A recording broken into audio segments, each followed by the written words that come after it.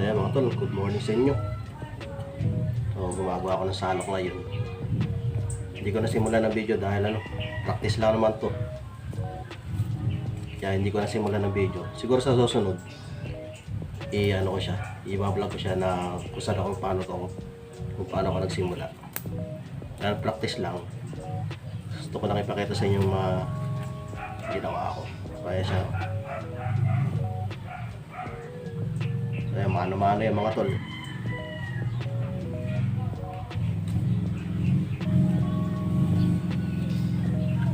Hindi ko alam kung anong tawag sa iba nito eh. Kasi pamano-mano siya. Hindi ko alam kung anong tawag sa kanila. Pero dito sa atin, ang tawag yan sa ano.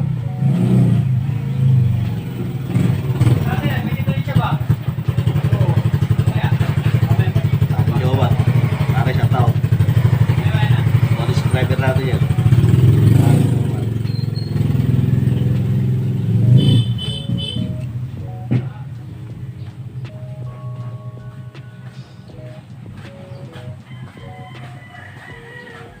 So yung mga tol, yan. So ito yung natin, ginawa ko So practice lang naman siya. Kaya hindi ko nasimulan ng video. Kaya ngayon ko lang nai-vlog.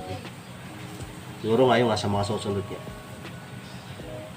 Tuturo ko sa inyo yung kung paano ko nagsimula.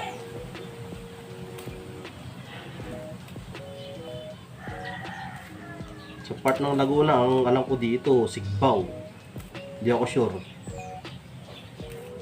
Comment nga dyan mga tol, kung ano yung tawag sa inyo na gantong paggawa ng salok.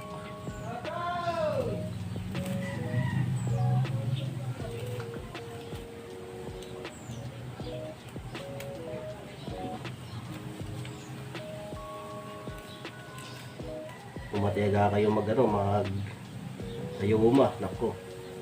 Maganda to, magandang gawing salok ang ganito.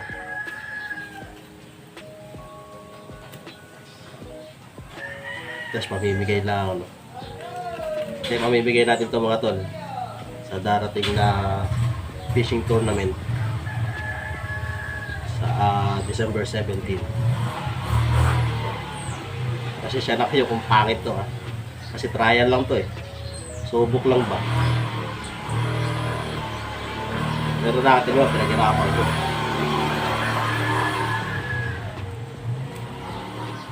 Kaya kung sino mananalo, napakaswerte mo bro. Tol, pinaghirapan ko sa salok mo.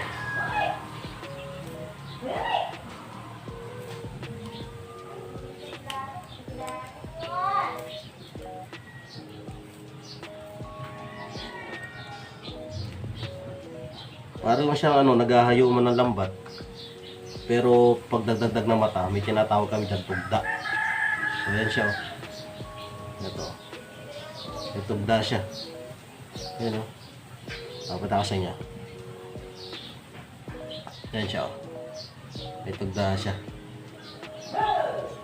Ito. May dagdag siyang mata.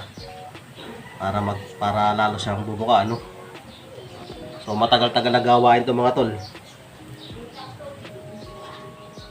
So ngayon, trial lang to. Subukan natin makagawa.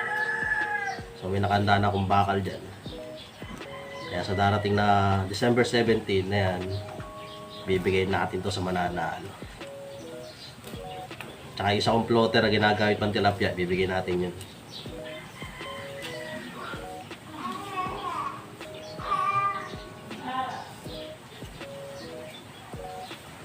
Mga tol, hanggang dito na lang at in-update ko na kayo sa aking paggagawa ng salok. Maraming salamat.